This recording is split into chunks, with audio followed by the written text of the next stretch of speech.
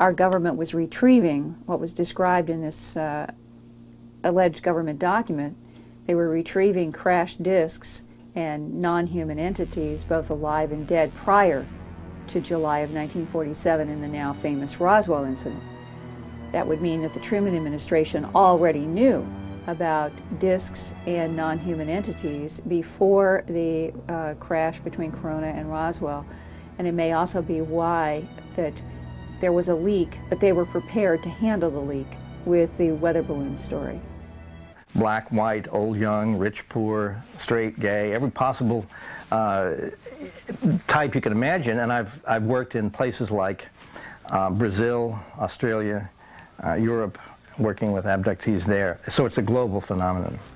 Extraterrestrials, in a lot of cases, can be mistaken as spirits, demons, angels, and I think that's been going out through history. It's probably the biggest reasons that extraterrestrials have been involved with humans hundreds, if not thousands of years.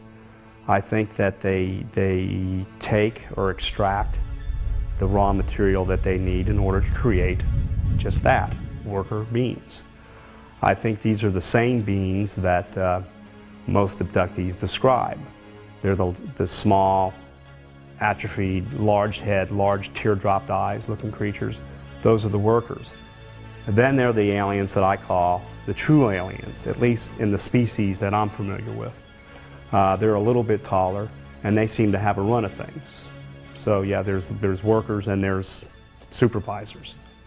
Obviously, one of the big questions that we have is why are these encounters occurring from the alien point of view? And my own feeling is it's very difficult to think like an alien. We don't know the answer to that question. We can only make educated guesses. It does seem that some of the so-called aliens are conducting genetic experiments. It does seem as if human women especially are being impregnated, but human men are also being taken, abducted, and sperm samples are taken from these men. The genetic experimentation, the creation of a kind of hybrid mix of them and us, that's the really central goal that they're really centrally involved with. That's why they're here, really. On April 9, 1983, I was working on a documentary project for Home Box Office when I had a meeting scheduled at Kirtland Air Force Base in Albuquerque, New Mexico, with an Air Force Office of Special Investigations agent named Richard C. Doty. And in the course of that meeting, he told me something his superiors wanted to share with me, which was an alleged, it said, briefing paper for the President of the United States of America on the subject of identified aerial vehicles.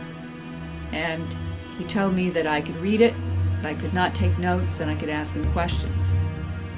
And as it began with a historic summary of our government's efforts to retrieve crash disks and non-human entities, both dead and alive, going back before 1947, into at least the 1950s in the paper that I read, it discussed a live extraterrestrial biological entity referred to later by this man as EBA, who communicated to our government that its civilization had been involved with this planetary history for millions of years, going all the way back to the dinosaurs. And as startling as that concept is, that their interaction with the Earth had involved life-seeding projects, harvesting projects, mining projects, a whole series of things. And there was a sentence that said, these extraterrestrials manipulated DNA in already evolving primates to create Homo sapien.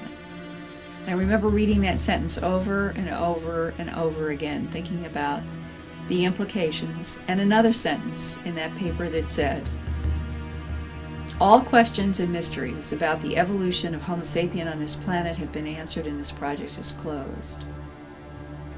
All questions and mysteries about the evolution of the human species have been answered, and the government has closed a project inquiring into that question.